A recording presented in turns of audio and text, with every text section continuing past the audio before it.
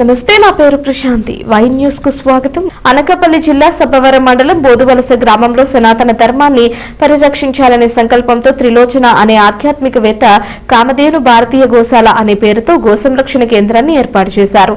బోదువలస గోసంరక్షణ కేంద్రంలో త్రిలోచన మీడియాతో మాట్లాడుతూ స్వచ్ఛమైన గోవులు అంతరించిపోతున్న తరుణంలో గోసంతతిని పెంపొందించుకునేందుకు ఈ గోసంరక్షణ కేంద్రాన్ని ఏర్పాటు చేయడం జరిగిందన్నారు. సనాతన ధర్మాన్ని కాపాడుకునే బాధ్యత ప్రతి భారతీయుడికి ఉందన్నారు. గ్రామానికి చెందిన ఆధ్యాత్మిక ఆరాధికులు కోట్యాడి కృష్ణమూర్తి సంపూర్ణ సహాయ సహకారాలతో తమ సంకల్పం కొంతమేర రూపుదిద్దుకుందన్నారు. అలాగే ఈ గోశాల పక్కనే పవిత్రమైన శివాలయ నిర్మాణం చేపట్టడం జరుగుతుందన్నారు. ఈ శివాలయం సంపూర్ణంగా రాతితోనే నిర్మాణం చేసి పురాతన శైవ క్షేత్రాలను గుర్తుకు తెచ్చే విధంగా నిర్మించడం జరుగుతుందన్నారు. భవిష్యత్తులో ఈ కామధేను భారతీయ గోసంరక్షణ కేంద్రం ఓ పవిత్ర పుణ్యక్షేత్రంగా నిలుస్తుందని త్రిలోచన స్పష్టం చేశారు. ఈ రోజు నాది కామధేను భారతీయ గోశాల అండి. ఇక్కడ సబ్బవరం మండలం బోదువలసలో ఇది ఏర్పాటు చేయడం జరిగింది. నేను విశాఖపట్నం సిటీలో ఉంటాను. నాది అర్హా డ్రై ఫ్రూట్స్ అనేసి డ్రై ఫ్రూట్ షాప్ అండి. సో నాకు చిన్నప్పటి నుంచి కూడా ఏంటంటే సనాతన ధర్మం కోసం అలాగే గోవులు సంరక్షించాలని చెప్పేసి ఒక సంకల్పంతో ఈ యొక్క గోశాల అయితే ఏర్పాటు చేయడం జరిగిందండి. ఒకప్పుడు స్వాతంత్రానికి ముందు వచ్చేసి 300 రకాల గోజాతులు ఉండేవి. కాలగమనం అది వచ్చేసి 39 రకాల గోజాతులకి పడిపోవడం జరిగిందనమాట. ఒకప్పుడు ప్రైడ్ ఆఫ్ ఇండియా అని చెప్పుకునే ఒంగోలు జాతి కూడా ఇవాళ అంతరించిపోయే దశలో ఉంది. బ్రెజిల్ వాడు దాని బ్రీడ్ తీసుకెళ్లి దాన్ని చాలా చక్కగా డెవలప్ చేశాడనమాట. నా కాన్సెప్ట్ కూడా ఏంటంటే రేపటి తరానికి మనం ఒకప్పుడు గోవులు ఉండేవి అని చెప్పుకునే పరిస్థితి లేకుండా ఈ గో సంరక్షణ చేసి రేపటి తరానికి ఆ గో బ్రీడ్ అనేది అందించాలని చెప్పేసి ఈ కామధేను భారతీయ గోశాల అయితే స్టార్ట్ చేయడం జరిగిందండి. ఇప్పుడు ఇక్కడ వచ్చేసి స్వతహాగా ఏంటంటే బయట ఏం చేస్తున్నారంటే అందరూ కూడా ఇంజెక్షన్ ద్వారా చూలు కడుతున్నారు. బట్ మన ఇక్కడ ఏంటంటే న్యాచురల్ క్రాసింగ్ ద్వారానే మనం వాటిని చూలు కడుతున్నాం అనమాట. మన దగ్గర ఉండేవన్నీ కూడా దేశీ కౌస్ అనమాట. మొత్తం ఇప్పుడు 39 రకాల్లో మన దగ్గర వచ్చేసి కాంక్రీజ్ బ్రీడ్ ఉందండి. అంటే దేశీ కౌస్ లో మన దగ్గర వచ్చేసి ఒక 5 రకాల బ్రీడ్స్ ఉన్నాయన్నమాట. డియోని ఒకటి ఉంది, అలాగే కాంక్రీజ్ ఉంది, అలాగే వచ్చేసి రాటి ఉంది, అలాగే ఒంగోలు ఉంది. ఇలా మొత్తం ఒక 5 రకాల జాతులు అయితే మన దగ్గర ఉన్నాయి సార్. మన ఏంటంటే యాక్చువల్లీ దీన్ని గోశాల అనేది వ్యాపార కోణంలో అంటే ఏదో డబ్బులు సంపాదించాలనే కోణంలో కాకుండా ఈ బ్రీడ్ డెవలప్ చేయాలని చెప్పేసి ఒకే ఒక్క మోటోతో దీన్ని స్టార్ట్ చేయడం జరిగింది సార్ యాక్చువల్గా. సో నెక్స్ట్ ఇంకోటి ఏంటంటే సార్, ఇప్పుడు దురదృష్టవశాత్తు సమాజంలో కూడా ప్రతి ఒక్కరు ఏంటంటే గోవుని ఒక వ్యాపార వస్తువుగా చూడడం జరిగింది అనమాట. పాలు ఇస్తున్నంతసేపు కూడా వాటిని సాగుతా ఉన్నారు, తర్వాత దాన్ని కబేలాకి తరలిస్తున్నారు. దయచేసి అలాంటి ఆలోచన నిర్మించుకోండి. పూర్వం ఏంటంటే ప్రతి ఇంట్లో పాడి ఉండేది కాబట్టి అందరూ కూడా నిండు నూరేళ్లు ఆయురారోగ్యాలతో బతికేవాళ్ళు అనమాట. దురదృష్టం ఏంటంటే గోవుని ఇప్పుడు దూరం చేసుకుని నిజంగా మనం వ్యాధులను దగ్గర చేసుకుంటున్నాం అనమాట. పూర్వం గోవు ఉండేటప్పుడు అంటే ఇంటి బయట కల్లాపు చెల్లేవాళ్ళం. కల్లాపు చల్లటం వల్ల ఏంటంటే బ్యాక్టీరియా లాంటివన్నీ కూడా మన ఇంట్లో ప్రవేశించేవి కాదనమాట. ఇవాళ ఏంటంటే దురదృష్టవశాత్తు అందరూ కూడా ఏంటంటే కాంక్రీట్ జంగిల్లో బతుకుతా ఉన్నారు. దానివల్ల గోవుని కూడా దూరం చేసేసారు. అపార్ట్మెంట్ కల్చర్ వచ్చేసి ఆ గోవుని ఇంకా దూరం చేసేసారు అనమాట.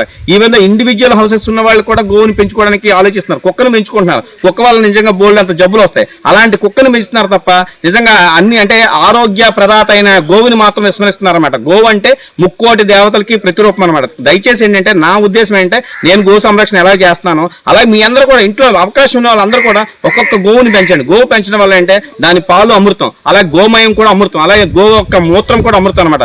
గోవు నుంచి వచ్చే వెలువడే ప్రతి ఒక్క పదార్థం కూడా అమృతంతో తుల్యం అనమాట. కాబట్టి గోవుని దయచేసి పెంచండి అనమాట. ఇది ఒక్కటే నా కాన్సెప్ట్ అండి. సో ఇదంతా మొత్తం 10 ఎకరాల తోట అండి. 10 ఎకరాల్లో మనం ఇప్పుడు ఈ గోశాల అనేది నిర్వహిస్తాం అనమాట. సో నెక్స్ట్ ఇక 1 ఏకర్ కూడా అక్కడ ఒకటి ఉందండి. ఈ స్థలం ఈ స్థలం ఇక్కడ బోదువలస గ్రామంలో మన కొట్టాడి కృష్ణమూర్తి గారు అండి.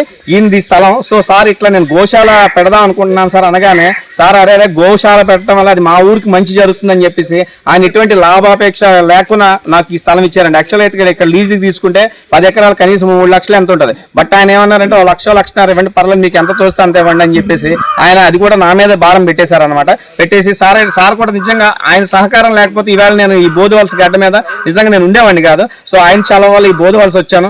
దేవుడి దేవాలంటే నేను ఏదైతే లక్ష్యం అనుకున్నానో గో సంరక్షణ అనుకున్నానో ఆ లక్ష్యం వైపు నేను ఈవేళ దూసుకెళ్ళడానికి ముఖ్య కారకులు కృష్ణమూర్తి గారు. ఆయన నేను మీడియా ముఖంగా నేను చెప్తున్నాను, నిజంగా కృష్ణమూర్తి గారు లాంటి వ్యక్తి ఇంకా 10 మంది పుట్టాలి. అలా అంటే వాళ్ళందరూ కూడా సమాజ సేవ కోసం, సనాతన ధర్మం కోసం, గో సంరక్షణ కోసం పాటుపడాలని చెప్పేసి నేను కోరుకుంటున్నాను. జై గోమాత. సార్ ఇప్పుడు మన ఈ గోశాల మెయింటెనెన్స్ కి ఈ అంటే గోపాలకుల జీతాలు అలాగే గోవుల మెయింటెనెన్స్ కి నెల వచ్చేటప్పటికి మనకు ఒక 2 లక్షల రూపాయల వరకు ఖర్చు అవుతుంది సార్. ఇదంతా కూడా ఏంటంటే నేను నా డ్రై ఫ్రూట్స్ వ్యాపారం నుంచి తెచ్చి పెడుతున్నాను యాక్చువల్. కాబట్టి ఇది ఏంటంటే లాంగ్ రన్ అది నాకు కూడా ఇబ్బంది అవుతుంది. కాబట్టి గో ప్రేమికులు ఎవరైనా ఉంటే నెలకు ఒక్క దానా బస్తాయండి. ఎందుకంటే మనం ఎన్నో రకాల ఖర్చులు పెడతా ఉంటే ఎన్నో వేల రూపాయలు తగలబెడతా ఉంటాం. కాబట్టి దయచేసి గో సంరక్షణ కోసం ఒక్క దానా బస్తా మీ వంతు ఇవ్వండి. సో దానికోసం మీరు ఎవరైనా సరే సంప్రదించాలనుకుంటే నాది 9160191301 నా నెంబర్ అండి.